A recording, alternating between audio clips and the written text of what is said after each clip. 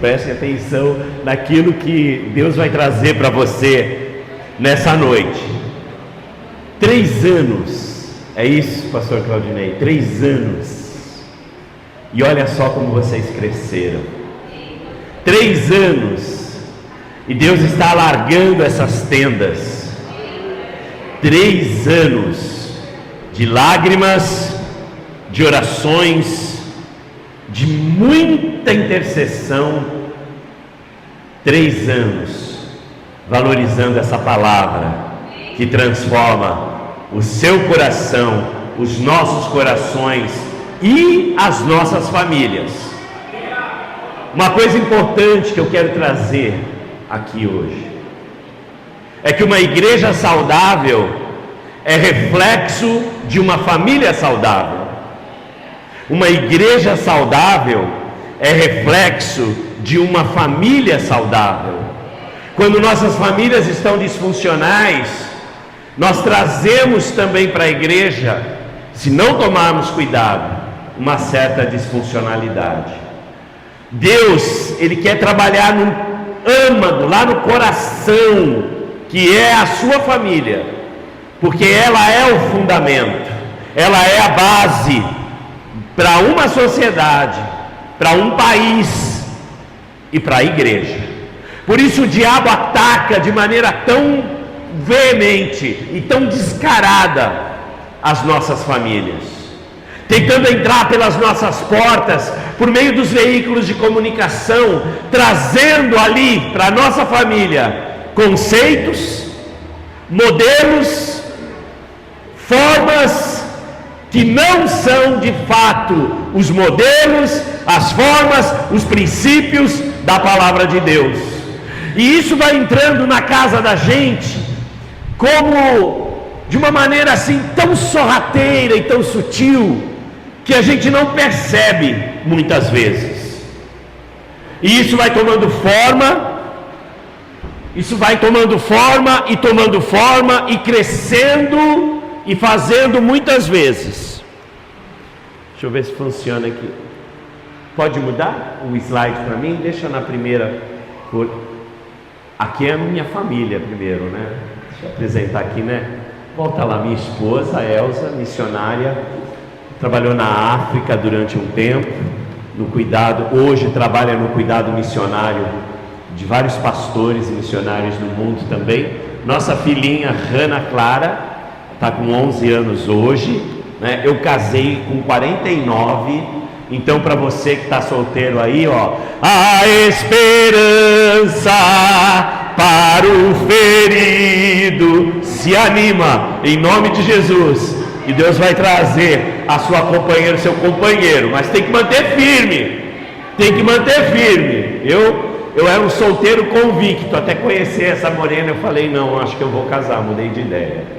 Deus faz essas coisas na vida da gente. E aí a gente teve a nossa filhinha, tão presente de Deus, pela graça e pela misericórdia. O nosso tema é esse, ó, famílias fortes, igreja viva. A unidade em Cristo começa no lar. E o que eu quero dizer para você é que quando uma família está unida em Cristo, ela se torna o reflexo do amor de Deus e fortalece a igreja e lares saudáveis, e constrói também uma igreja saudável. Presta atenção, para manter uma igreja saudável a gente tem que ter algumas estratégias, irmãos, porque nós somos minados constantemente. O seu filho, a sua filha, quando ela vai para a escola, ela recebe ali informações que são informações que desviam completamente da rota que Deus propõe para você.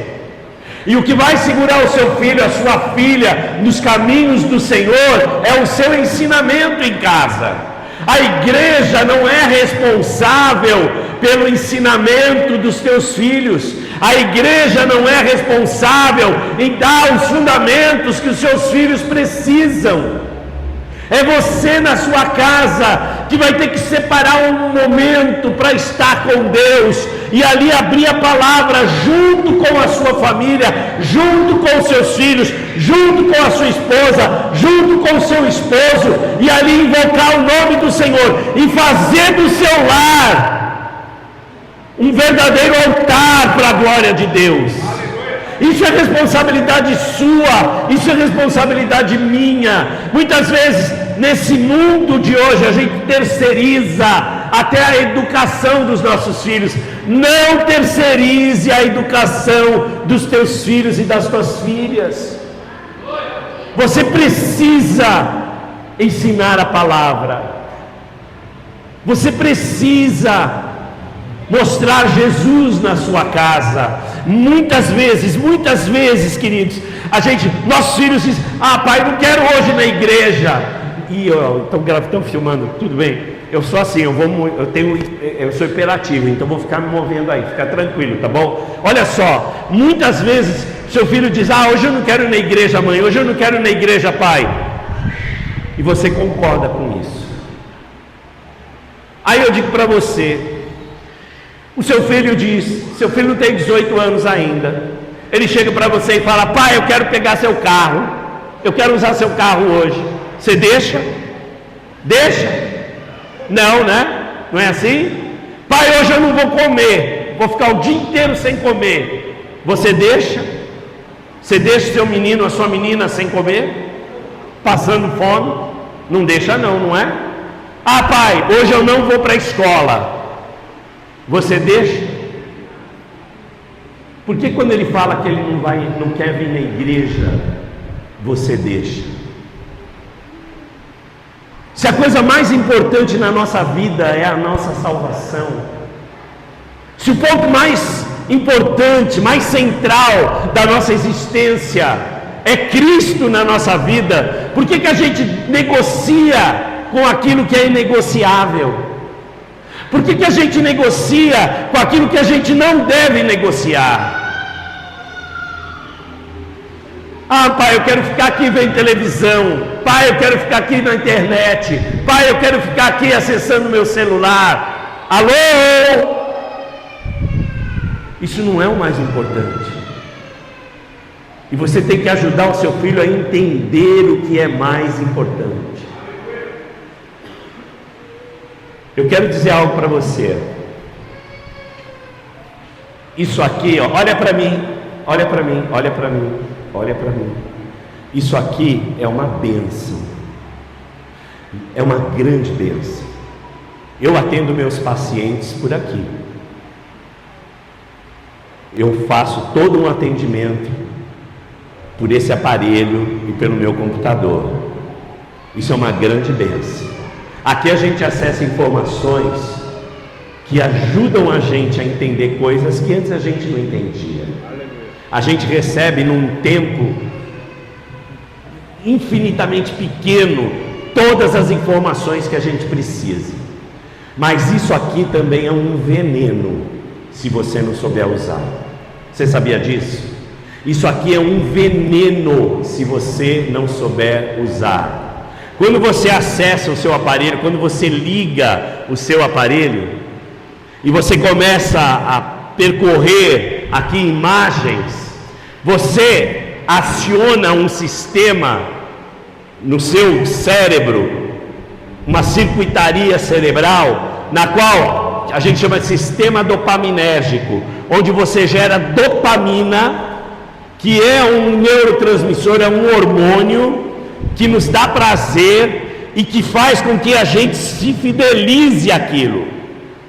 Se você vacilar, você vai ficar até as 2, 3 da manhã com o seu dedinho assim, assim, assim, e quando você não tem, você começa a ficar nervoso e irritado. Isso é sinal de que você começou a ficar dependente desse instrumento que agora a gente não consegue viver sem mais. Eu quero encorajar você, papai e mamãe, preste atenção nisso, a não usar o celular como chupeta. Não use o celular como chupeta na vida do seu filho. Antigamente, quando o filho chorava, o que algumas mães faziam? Dava a chupeta. Sabe como chama chupeta em inglês? Pacifier. É algo que te pacifica. Então dava a chupeta para a criança para pacificar ela. Hoje, sabe o que se faz? Dá o celular. E aí você não precisa mais se preocupar. Seu filhinho vai lá no banco de trás, perdendo toda a natureza que está passando quando você está dirigindo num campo, perdendo os diálogos dentro de casa e recebendo nesse instrumento informações, imagens que às vezes são inadequadas para a idade dele. Isso aqui tem acabado com as famílias. Isso aqui, queridos, preste atenção nisso, é porta para pornografia na sua casa. Quantas vezes você que está aqui não entra num site que você não deveria entrar, não entra numa imagem que você não deveria entrar? Isso aqui hoje é a maior porta de assédio sexual para as nossas crianças. Você sabia disso? Eu trabalho com abuso sexual infantil, prevenção, identificação e intervenção. A maior porta de assédio sexual hoje é a internet.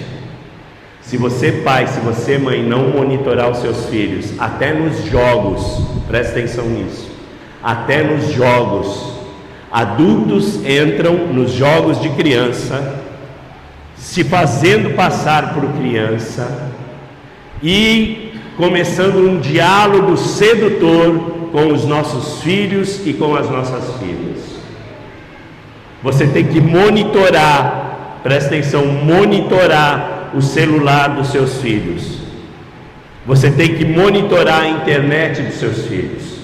E você que está aqui, que tem problema com o uso disso daqui de maneira indevida, você precisa buscar ajuda, porque isso vai crescendo na sua vida, e isso vai virando um grande buraco negro, que vai comendo. Sabe o que é buraco negro?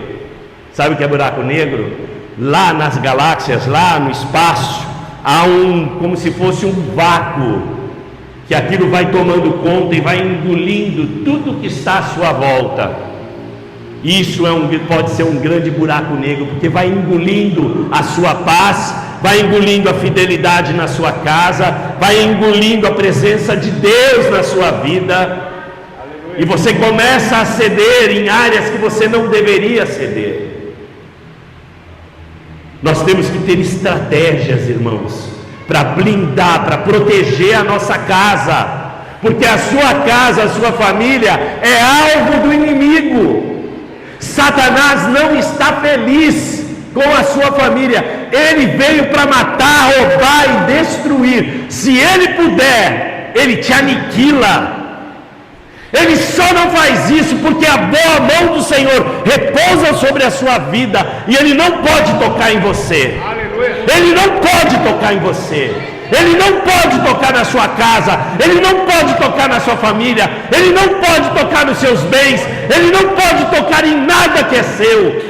Você firma a sua vida no Senhor, você firma a sua vida no Senhor, blinda a sua casa com a presença de Deus. Aleluia. E deixa Deus ser Deus na tua vida, em nome de Jesus. Deixa Deus ser Deus na sua vida. Deixa Deus tomar o centro da tua existência. Deixa Deus tomar o trono do teu coração, meu irmão, minha irmã.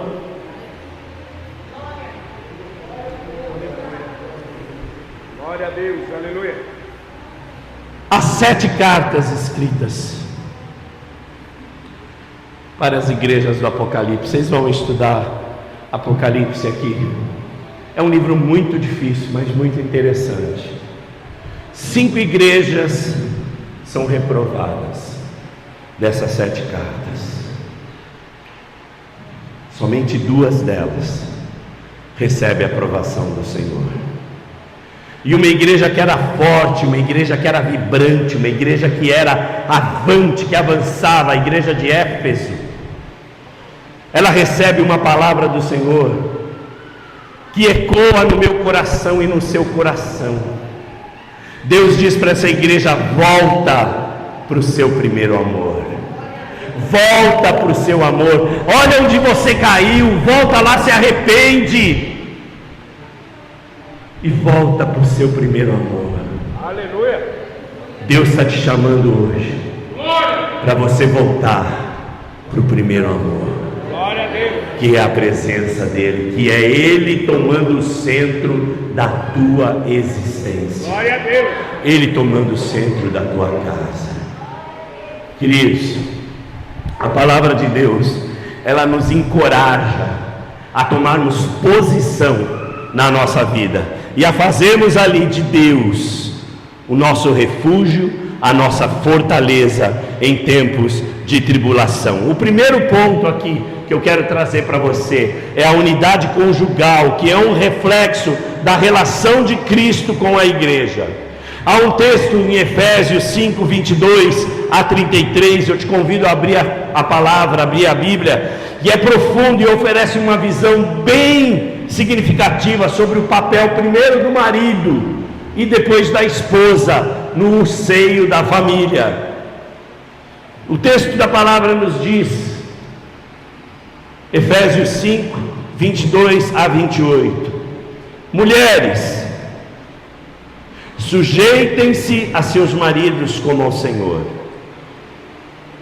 Se sujeitar aqui não é se colocar embaixo como um capacho, presta atenção nisso, maridão. Se sujeitar aqui não é se colocar abaixo dos seus gostos, não é fazer da sua esposa uma empregada, não é fazer da sua esposa uma serviçal. O se submeter, o se sujeitar aqui é estar lado a lado com ele. Você, mulher, esposa, você é a parte que falta no seu marido. Marido, você é a parte que falta na sua esposa. Quantas vezes, eu pergunto para você, barbudo, quantas vezes você não ouviu a sua esposa e se deu mal? Conta aí.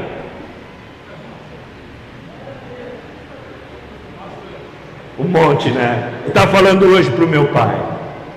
Se eu tivesse ouvido a minha esposa, a minha casa não tinha quase caído. Porque eu contratei uma pessoa que ela falou, não contrata. Ele arrancou 3 vigas de sustentação na minha casa e quase derrubou toda a minha casa. Ouve a sua esposa. Mas toma cuidado, porque ela fala 9.000 palavras por dia. E você só fala, não, ela fala 14.000 e você só fala 7.000. Então toma cuidado, porque às vezes ela fala demais. Então que Deus nos dê graça para a gente entender tudo isso em nome de Jesus. Mas vamos continuar aqui, ó, o texto. Mulheres, sujeitem ao seu marido como ao Senhor, pois o marido é o cabeça da mulher, como também Cristo é o cabeça da igreja, que é o seu corpo, do qual ele é o Salvador. Assim como a igreja está sujeita a Cristo, também as mulheres estejam em tudo sujeitas aos seus maridos. Maridos, olha a responsabilidade que eu e você temos. Amem suas mulheres, assim como Cristo amou a igreja e ele se entregou a si mesmo por ela,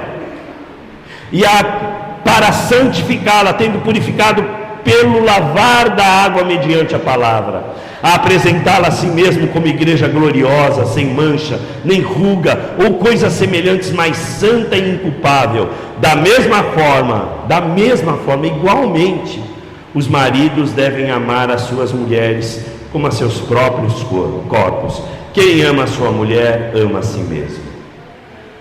Amados, a família unida em Cristo é o alicerce no amor que transcende qualquer dificuldade. Quando a família está unida e as tempestades vêm, a gente consegue avançar. E as tempestades virão, meu irmão, presta atenção nisso. As provações virão na sua vida, as angústias virão na sua... Pastor, que isso? Você está profetizando mal na minha vida? Não, eu estou te falando o que Cristo disse: no mundo tereis aflições, virá para nós, mas tende bom ânimo, tenha coragem, porque eu venci o mundo. E se ele venceu o mundo, você também já venceu, porque aonde está Cristo? Aonde está Cristo? Aonde? É isso mesmo, minha irmã, no seu coração, na sua vida. Você carrega em você a coisa mais preciosa desse universo, que é o próprio Deus Criador. Vai entender isso. Olha que mistério. Aquele que criou o universo habita em você. Ele habita em você. Você já pensou nisso? O poder que existe dentro de você, é que a gente não acessa esse poder. Que Deus nos dê graça em nome de Jesus, para que a gente acesse esse poder que é o Espírito Santo, que habita em nós, e que Ele possa tomar forma e nos formar como Cristo, porque esse é o objetivo de Deus, que você seja como Cristo, aqui nessa terra, e você manifeste a glória do Pai, em tudo que você fizer. Esse é o projeto de Deus para você e para mim. Tem alguns pontos chaves que eu quero trazer aqui por conta desse versículo. O primeiro é a sujeição e amor. A passagem começa destacando a ideia de sujeição, a esposa ao marido, e compara essa relação da igreja com Cristo. É exatamente isso. Ele traz essa comparação, comparando a igreja com Cristo, a esposa com o esposo. E ao mesmo tempo os maridos são chamados para amar suas esposas da mesma forma como Cristo amou a igreja. E como Cristo amou a igreja? Como foi? Se sacrificando por ela. É dito que as mulheres sangram naturalmente por conta da menstruação, mas que os homens devem sangrar pela sua família, protegendo e cuidando da sua casa. Isso é papel seu, isso é papel meu, homem de Deus. E Deus nos chama para esse lugar. O segundo ponto é o paralelo com a relação de Cristo e a sua igreja. O texto ressalta que assim como Cristo amou a igreja e se entregou por ela, os maridos devem amar e cuidar de suas esposas. E o terceiro ponto é o propósito da santificação. Ele fala que é para apresentar a igreja sem mancha, sem rugas, santificada. Há uma ênfase na santificação mútua aqui, queridos, pela pureza na apresentação da igreja como gloriosa diante de Cristo. E esse é o objetivo de Deus para mim e para você. Ser santo é ser separado. Ser santo é não negociar com a glória de Deus. Ser santo é você andar como quem crê. É você de fato andar como quem crê. Ser santo é o chamado de Deus para você e para mim. O chamado difícil. Chamado difícil. Porque dentro de mim tem algo que quer o mal, que quer o pecado, que deseja coisas que não deve desejar. Essa é a nossa natureza caída, irmãos. Essa é a nossa natureza caída. Há em você e há em mim uma natureza caída. Mas ao mesmo tempo, há em você e há em mim o Espírito de Deus, que nos fortalece. E aí aquela luta que o apóstolo Paulo narra, o bem que eu quero não faço, o mal que eu quero faço, maldito homem que sou, quem me livrará do corpo dessa morte? Ele termina essa passagem dizendo: glória a Deus em Cristo Jesus, porque nele eu tenho uma direção, eu tenho uma salvação. A sua luta, presta atenção, a sua luta é contra a carne, e a carne é essa inclinação que eu e você temos para o mal. E nós somos os nossos piores inimigos. O seu pior inimigo não é o capeta, porque Deus já pisou na cabeça da serpente. O seu maior inimigo é você, sou eu, que a gente abre espaço para o inimigo entrar. Senhor, nos ajuda a fechar essas portas, nos ajuda a blindar, Senhor, as muralhas da nossa vida, para que o inimigo não tenha acesso. Senhor, em nome de Jesus, em nome de Jesus, nós não temos essa força, mas o Senhor tem. Gera isso em nós, gera isso em cada um de nós, Senhor. Nos fortalece na Tua palavra, Senhor. Gera em nós fome e sede da Tua presença.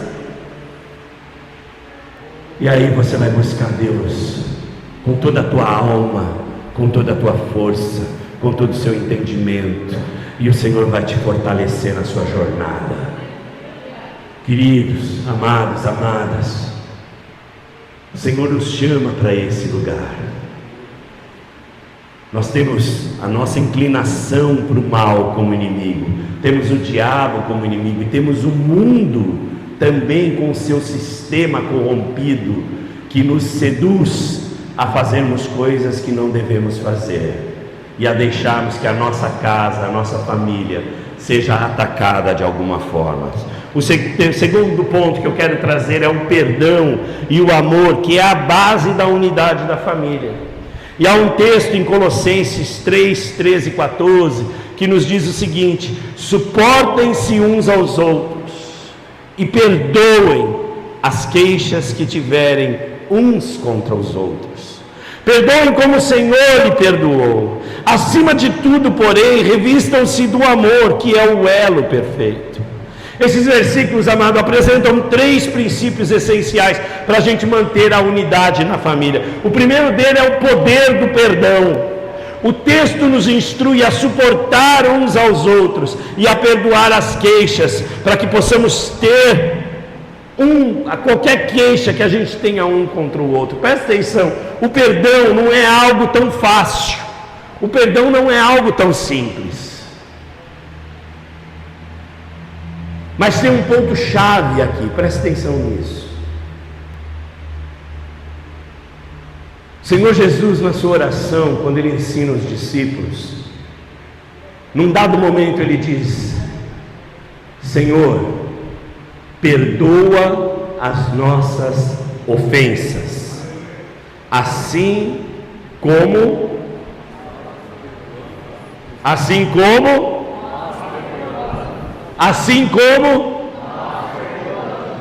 da mesma forma como nós perdoamos os nossos inimigos. Tarefa difícil. Tarefa difícil. Há situações que o perdão vai além do humano.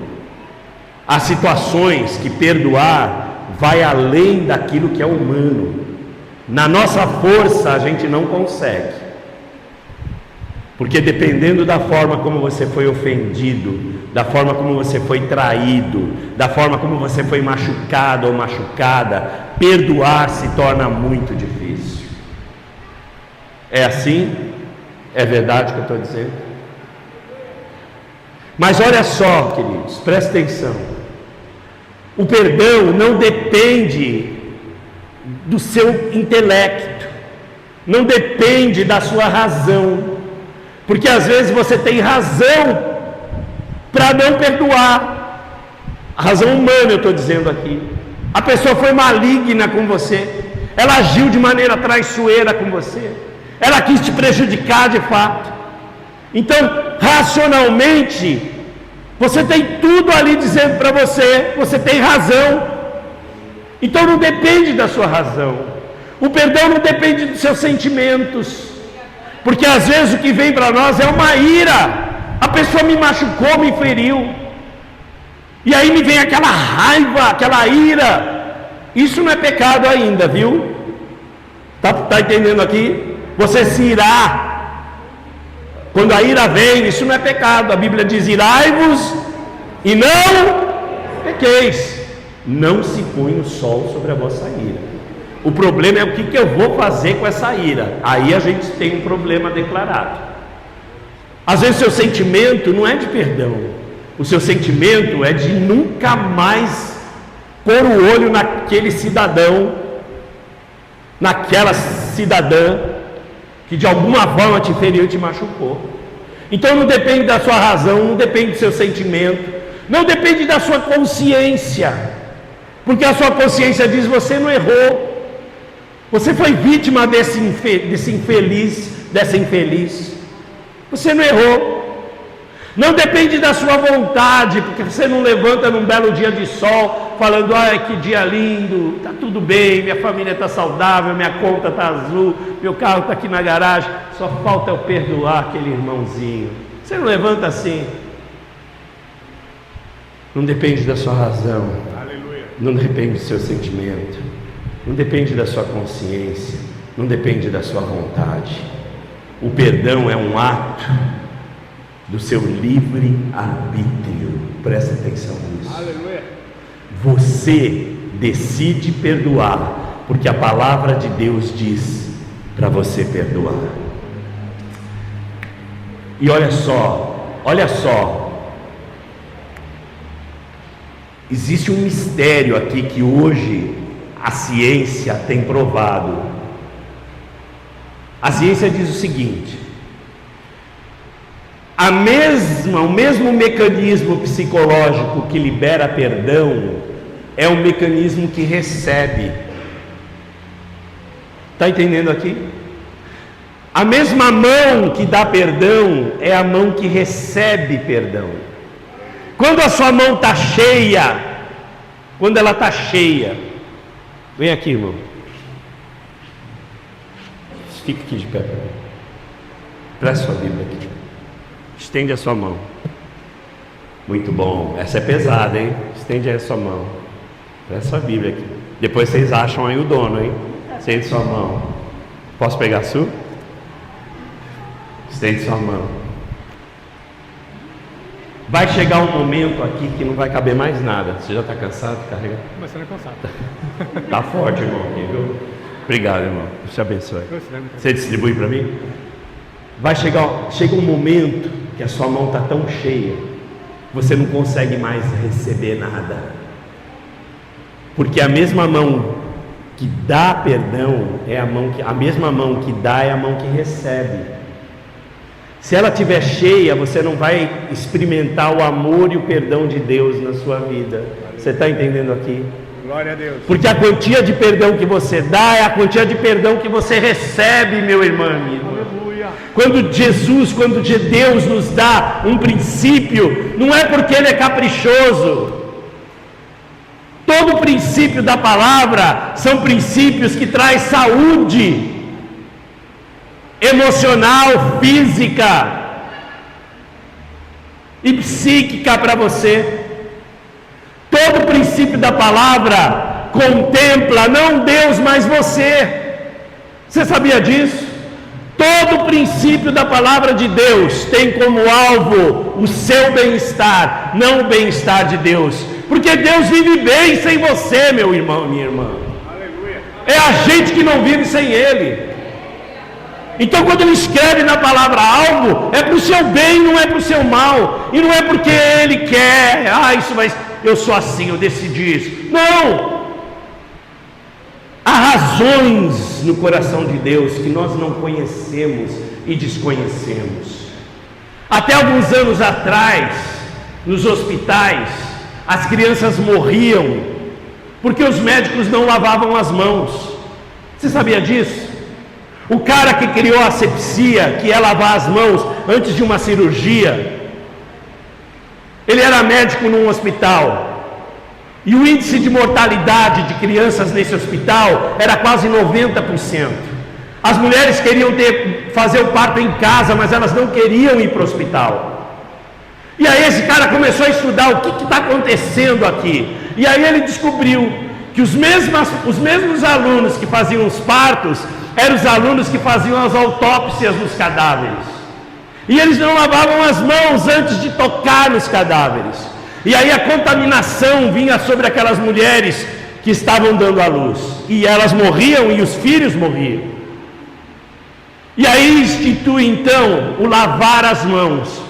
Aí você pega a palavra de Deus, lá no comecinho, lá, milhares de anos atrás, Deus falando para o seu povo: lave as suas mãos, lave o seu corpo, enterre as fezes. Olha que Deus fala. Eles viviam num arraial, irmãos, não tinha penicilina, não tinha antibiótico. Se alguém adoecesse lá, era morte geral no arraial, contaminação geral. Pega suas fezes e enterra ela com uma pazinha. Olha o que Deus faz. Ele ensina o povo como eles deviam ter higiene básica para que eles pudessem sobreviver. E aí a gente lê a palavra e não entende que tudo que está escrito lá é para o seu bem e para o meu bem. Que Deus não escreve para o bem dele, mas é para o seu bem. E quando Deus fala perdoa, o que Ele está dizendo para você é: se você não perdoar, você não vai experimentar o meu amor. Porque psicologicamente esse mecanismo é o mesmo, minha irmã, minha irmã. E aí, pastor, como que eu faço? A pessoa me machucou, ela me feriu demais. Eu digo para você, coloque isso diante de Deus e diga para Ele: Senhor, eu não tenho forças para perdoar. Então perdoa essa pessoa através de mim. Senhor, perdoa essa pessoa através de mim. Agora, isso não quer dizer que você vai precisar conviver com essa pessoa, presta atenção nisso. Quando você abençoa o seu inimigo, você abençoa para que ele seja feliz e para que ele vá morar na China, no Saguaquistão, bem longe de você. Você não precisa andar com ele, presta atenção. Você não precisa dar a faca de novo para quem te feriu. Você perdoa e você toma uma posição de não se deixar abusar de novo em nome de Jesus. Deus não te chamou para ser abusada, minha irmã, meu irmão. Deus não te chamou, meu irmão, para ser abusado, para ser humilhado em nome de Jesus. Então assume uma posição. Você é filho do rei, você é filha do rei, você é príncipe de Deus, meu irmão. Você é uma princesa de Deus, minha irmã. Creia nisso em nome de Jesus e não deixe mais ser abusada. Não deixe. E se é o seu marido que está te abusando, busque ajuda em nome de Jesus. E você, maridão, tome vergonha na cara, porque você não deve bater na sua esposa. Há muito crente que bate na esposa, você sabia disso? Há muito crente que diz que é crente e humilha a sua esposa. Você pare em nome de Jesus, porque Deus vai atrás de você. Deus vai atrás de você. Você pare com isso. Peça perdão. Restaure a sua casa e viva na paz de Jesus no seu lar em nome de Jesus. Amém ou não amém? Amém. Jesus é bom e Ele tem o melhor para você, meu irmão e minha irmã. Obrigado. Em nome de Jesus. O amor então é o elo. Ele é o elo perfeito. E para amar a gente precisa de Deus, porque nós somos intrinsecamente, naturalmente egoístas, irmãos. Mas quando Deus, Ele pode fazer algo na minha vida, Ele pode fazer eu amar aquela pessoa que eu nunca vi antes. Já aconteceu isso com você? Você encontra alguém, parece que você sente alguma coisa ali, que é Deus, é uma ligação que Deus cria em nós. Isso é Deus fazendo. E Deus gera isso. Quando a gente canta, eu preciso de você, meu irmão. Precioso é para mim a sua vida, meu irmão. Isso é Deus na nossa casa, isso é Deus na nossa vida, isso é Deus na nossa igreja. Ah, queridos, o amor deve ser a liga que une a família, indo além dos sentimentos passageiros e se expressando em atitudes concretas. E quando você errar, pede perdão a ela. E, irmã, quando você errar, pede perdão a ele. Se ajusta em nome de Jesus. Transformação e restauração é o terceiro ponto. Esse versículo nos lembra que o perdão e o amor são poderosos agentes de transformação. Ele tem o poder de restaurar os relacionamentos. Assim como Colossenses 3, 13 e 14 nos orienta a praticar o perdão e a envolver-se com o amor, que vai além das limitações humanas, mantendo a unidade familiar.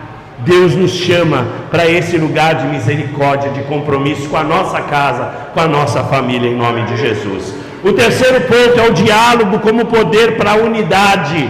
Presta atenção. Atualmente parece que os casais têm muita dificuldade de se comunicar.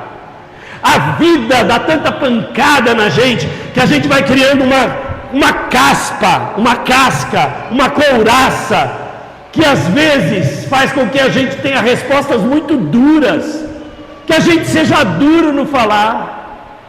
A gente responde de maneira adequada para nossa esposa. Você, esposa, responde de maneira adequada para o seu marido. Parece que a gente está sempre atacando um ao outro. Ele fala algo, você entende. Ele fala A, você entende B.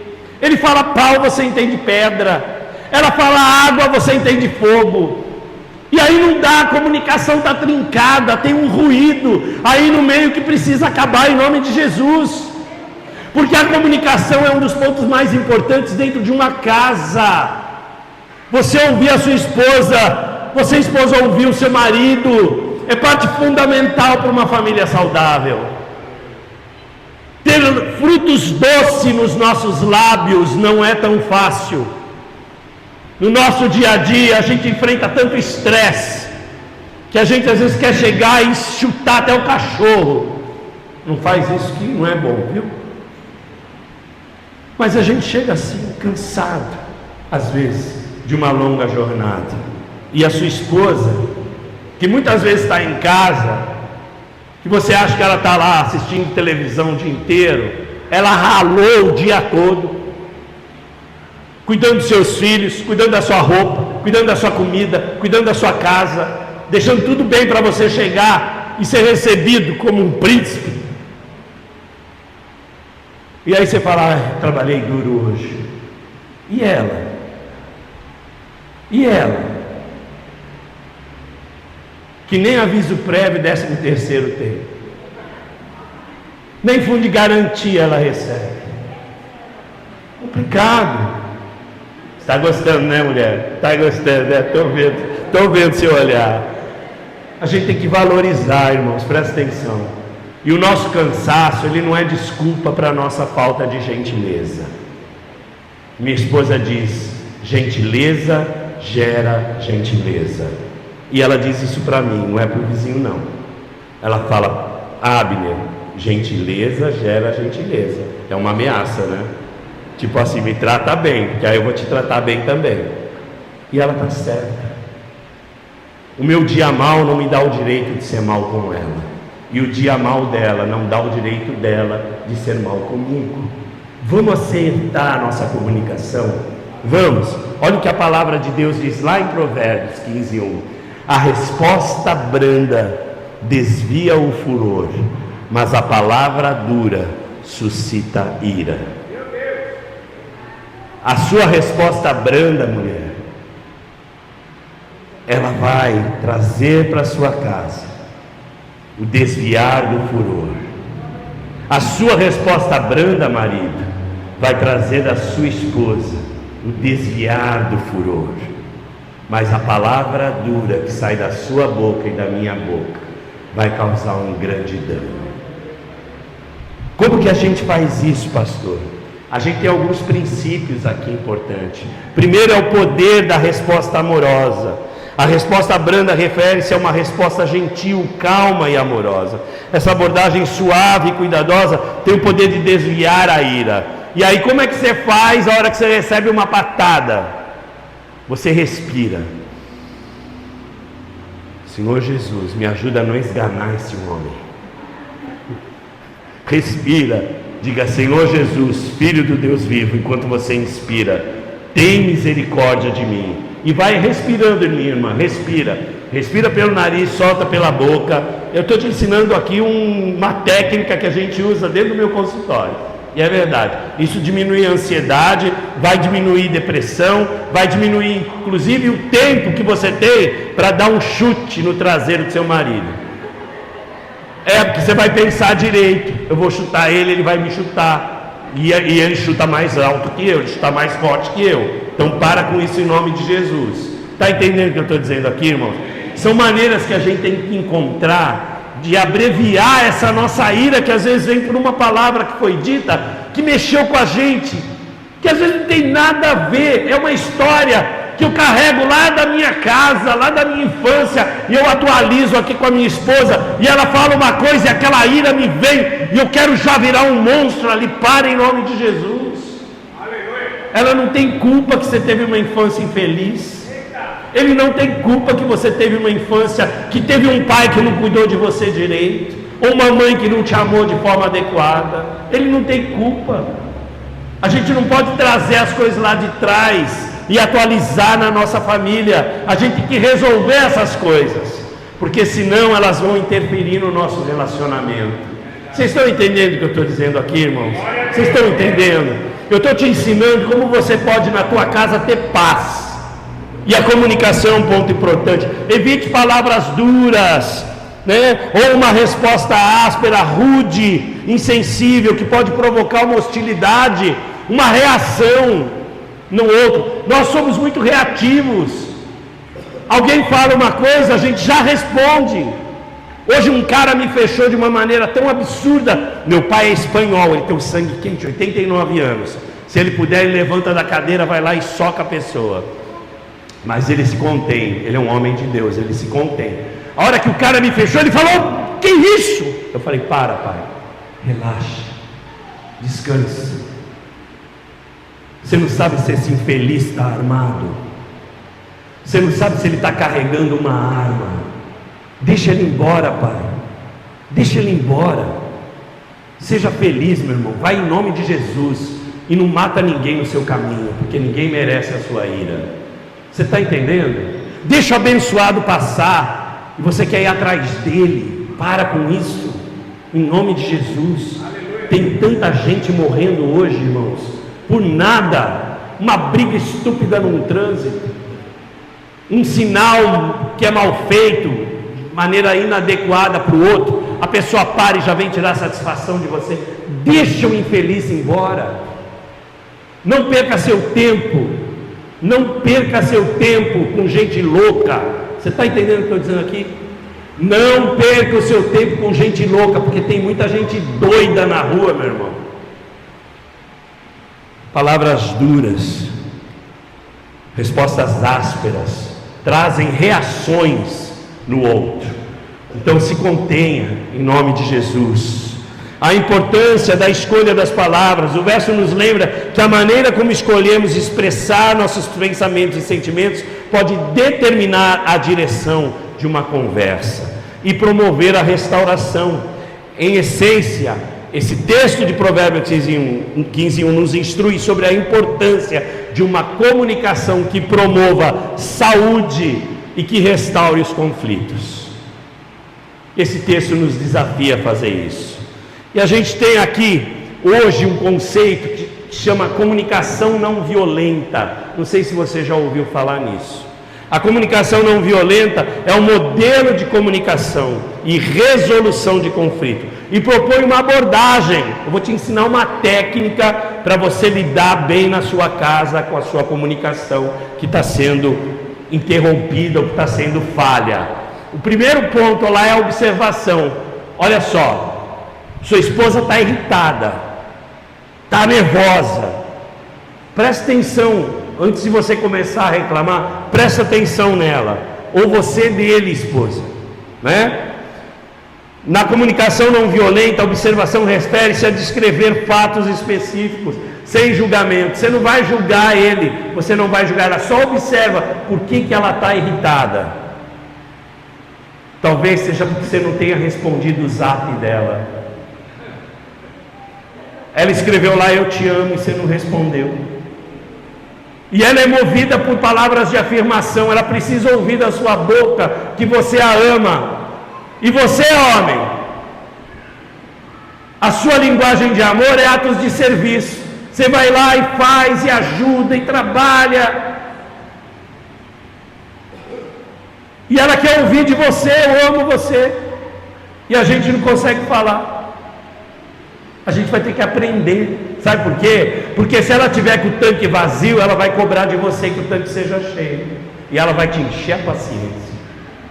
E a mesma coisa você, mulher. Se o tanque dele estiver vazio, ele vai cobrar de você que enche o tanque dele. E aí ele vai te encher a paciência também. A gente tem que entender qual que é a linguagem de amor da minha esposa, qual que é a linguagem de amor do meu esposo. E a gente tentar fazer uma força aí para se adaptar e dar aquilo que ela precisa. E você, mulher, dá aquilo que ele precisa. Isso vai garantir um casamento mais estável, mais feliz. Então observa sem julgamento. A palavra diz: não julgueis pela aparência, mas julguem com justiça. Observa. O segundo ponto da comunicação não violência é a identificação de sentimentos. Você vai tentar entender por que ela está sentindo isso. Por que ela está assim? Quais são os sentimentos que ela está trazendo aqui? É de tristeza, é de frustração, é de raiva? O que ela está expressando aqui para mim? A palavra em Efésios, em Efésios diz: irai-vos e não pequeis. Então reconhecer o sentimento do outro é importante. Alegrai com que se alegre, chorai com os que choram. Tentar reconhecer por que ela está tão brava hoje, por que ela está nervosa. Às vezes ela está de TPM, acontece. E aí, ou ela está no climatério, ela começou a entrar na menopausa, e aí os hormônios estão todos conflituosos, ela sente calor, ela sente frio, ela fica irritada, ela está triste, ela está alegre, é assim mesmo. Isso passa, minha irmã, isso passa. Mas tem que procurar um médico, uma ginecologista, para poder te ajudar a superar essa fase que é tão difícil. Estou dizendo porque minha esposa está vendo isso, não é mole não. Aqui ó, terceiro ponto, reconhecimento das necessidades. É reconhecer as necessidades fundamentais por trás dos sentimentos. Então você observa, olha aí, você observa primeiro, né, sem julgamento, você identifica os sentimentos, você reconhece a necessidade da pessoa e de alguma forma, né, no quarto ponto, você faz o pedido, que é a prática de fazer pedidos claros e específicos. Aí eu vou te dar um exemplo que é bem clássico aqui. Primeiro, o diálogo é a ponte para a restauração e o crescimento espiritual no lar. Se não houver diálogo, a restauração e o crescimento no nosso lar vai ficar comprometido. Eu vou te dar um caso aqui, um estudo de caso que a gente faz lá na faculdade. Olha só, olha isso aqui, presta atenção.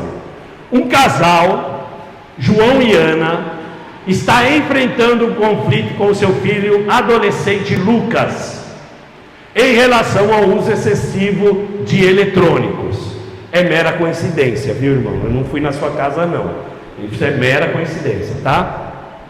Lucas passa longas horas diante de telas, o que preocupa seus pais, que veem isso afetando suas interações familiares e seu desempenho escolar. O que esse pai faz? Ele entra lá como um exterminador do futuro, pá, na cabeça do filho, larga esse celular, menino! E não é assim. Vamos fazer uma comunicação não violenta aqui.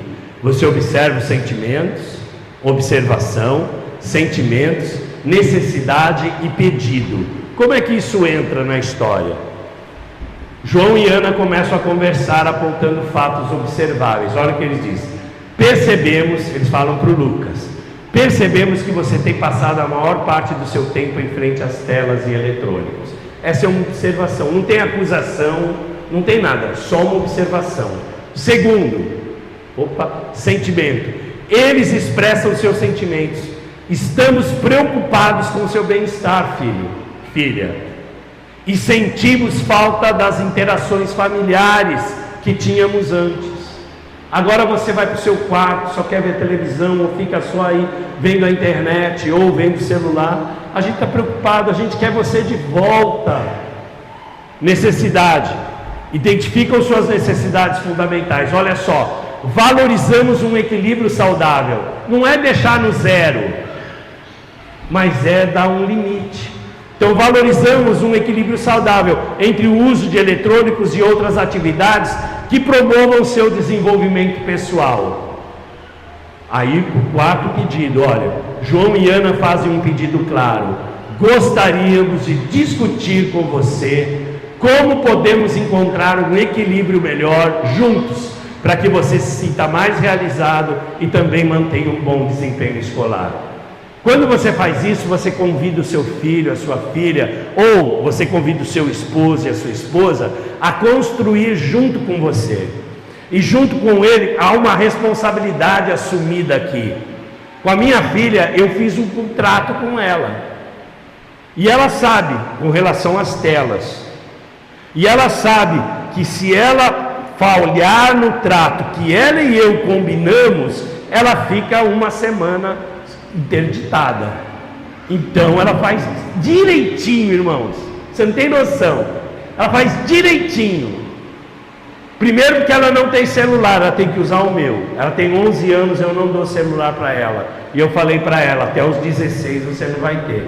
Pai, todo mundo tem na escola. Mas você não é todo mundo, filho. Você não é todo mundo. Então ela não tem. Ela vai usar o meu, vai usar o da minha esposa, com um horário controlado. É 30 minutos de tela na minha casa, queridos. Antigamente era 1h30, 2 horas. O quê? Para, isso vai adoecer a minha filha, ela vai parar de pensar. Presta atenção nisso, saiu uma pesquisa por uma universidade muito importante na Inglaterra, dizendo que o cérebro das pessoas estão apodrecendo. Eles chamam de brain rotten. O cérebro está apodrecendo. Por quê? Porque isso tira a capacidade de comunicação, de criatividade, de imaginação, porque está tudo lá. Isso vai limitando a criança.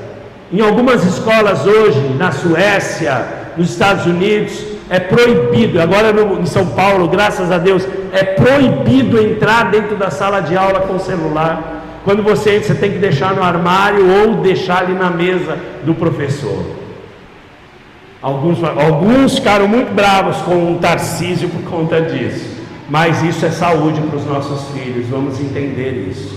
Então, meu querido, que eu estou trazendo essa questão do celular porque eu sei que atravessa todas as nossas famílias, mas eu quero que você use essa técnica com a sua esposa, com o seu esposo, né? Então eu vou repetir aqui, ó, bem rapidinho. O que você vai fazer, né? Se eu conseguir, observa, sem julgá-la ou sem julgá-lo. Avalie os sentimentos, o que está acontecendo, né? E expresse os seus sentimentos. Veja a necessidade que está ocorrendo naquele momento. E aí, junto, vocês elaboram então um pedido para poder resolver a questão. E para terminar, que a gente vai terminar, se eu gosto de falar, vocês vão sair daqui meia-noite. O sacerdócio no lar e a unidade na igreja. E a gente tem um texto em 1 Pedro 2,9 que nos traz uma lembrança e uma palavra dizendo que nós somos sacerdócio real do nosso Deus. Nós somos chamados para exercer essa liderança espiritual, meu irmão e minha irmã, em nossos lares, em nossas vidas. E Atos 2,46, que é o modo aqui, né, o moto de vocês, que dirige aí a igreja desde o seu nascimento, né, ele nos ensina a unidade, como desenvolver essa unidade no relacionamento pelo partir do pão. E lá para o judeu, quando você parte o pão com ele, quer dizer que você quer se relacionar com ele. Tanto que quando Jesus diz à igreja de Laodiceia, eu estou à porta e bato, ele diz à igreja, ele não diz para o não crente não. Ele diz, eu estou à porta e bato, se você abrir a porta, eu vou cear com você e você comigo. A palavra lá é relacionamento. Você vai se relacionar comigo e eu com você. Deus quer se relacionar com você. A unidade da igreja vem pelo relacionamento, queridos, e isso cura a gente. Essa palavra em 1 Pedro diz, vocês porém são geração eleita, sacerdócio real, nação santa, povo exclusivo de Deus, para anunciar as grandezas daquele que os chamou das trevas para a sua maravilhosa luz. Geração eleita, Deus te escolheu antes da fundação do mundo, presta atenção. Antes de você nascer, Deus já chamava você pelo nome. No ventre da sua mãe, Deus já conhecia você. Você não é um acidente de percurso. Você é um projeto de Deus nessa terra. E eu vou dizer para você, você é um grande milagre de Deus. Você sabia disso? São 400, presta atenção nisso. São 400 milhões de espermatozoides numa fecundação. Um fecundou você. No Brasil a gente tem 280 milhões de pessoas. Você nasceu vencendo quase 400 milhões de vidas que se fecundassem ali no óvulo. Seria outra pessoa, não seria você.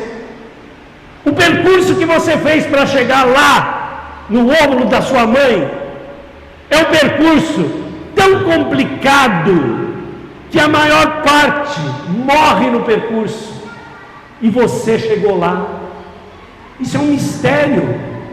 Se fosse outro dia, não seria você. Seu pai teve relação com a sua mãe. Se fosse outro local, por conta da pressão atmosférica, não seria você. Deus preparou um exato momento para você nascer. Deus tem um propósito na sua vida. Você é povo escolhido. Você é nação santa. Você é alguém que Deus predestinou para a glória dele, meu irmão, minha irmã. Olha a sua importância. Para de achar que você não tem valor. Você tem valor. Você tem valor. O Espírito Santo se move em você. Você tem valor. Você tem valor. Não deixe ninguém tirar o seu valor. Jesus morreu por você. Você é obra-prima de Deus. A palavra de Deus diz isso. Sacerdócio real destaca a posição especial dos crentes como um sacerdócio. Nação santa, povo escolhido de Deus. A sua missão, segundo esse texto, é anunciar a palavra. Eu acho que apertei um botão que eu não devia. Eu sempre faço essas coisas. Mas tudo bem, Jesus não tinha nada disso e ele pegava muito bem, né? Mas Jesus nos ensina a fazer as coisas. Missão de anunciar a grandeza de Deus. Irmão, não dá para você deixar de compartilhar a palavra. Presta atenção. Quando o copo está transbordando, ele transborda. Para você transbordar, você tem que se encher da palavra. Dedicar um tempo para Deus. E por fim, o texto de 2 Pedro diz que ele te tirou do império das trevas e te transportou para o Filho do seu amor. Você não precisa mais andar na escuridão. A sua casa não precisa mais andar na escuridão. Você quer andar na luz? Você quer andar na luz? Quer caminhar com Jesus? Quer que Deus transforme o teu lar, meu irmão? Você quer? Você quer, minha irmã? Que Deus entre no teu lar e ali instaure o reino dele na sua casa. Você quer isso? Você quer isso? Eu quero isso. Eu quero isso. Você quer isso? Fica de pé e vamos orar comigo. Em nome de Jesus. Aleluia. Glória a Deus. Pai querido, Senhor, nós somos tão falhos, Senhor, nós somos tão falhos. Nós deixamos que a nossa natureza às vezes tome conta de nós e nós fazemos aquilo que não devemos fazer. Nós pedimos perdão, Senhor, perdão pelas nossas iniquidades, perdão pela maneira rude como a gente tem tratado nosso companheiro, a nossa companheira. Senhor, em nome de Jesus, entra na minha casa, entra na nossa casa, entra na nossa vida, restaura o nosso lar, faz do nosso lar um lugar de paz, onde a tua presença seja constante. Nós estamos aqui de pé, declarando que precisamos da intervenção do teu Espírito na nossa vida e na nossa casa. E eu sei, Pai, a tua palavra diz que tudo que pedimos no nome de Jesus, o Senhor faria. E o Senhor não é homem para mentir, nem filho do homem para se arrepender. Por isso nós cremos em nome de Jesus, que o Senhor vai estabelecer o teu reino no nosso lar, e que haverá paz e palavras doces.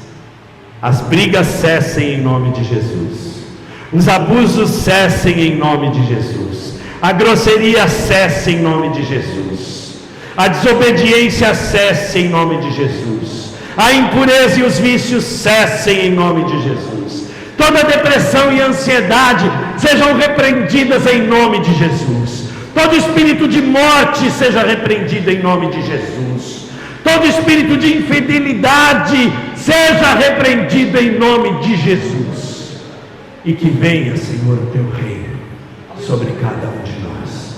Nós oramos no nome precioso de Jesus. Amém. E a igreja diz: amém. Glória a Deus. Deus te abençoe.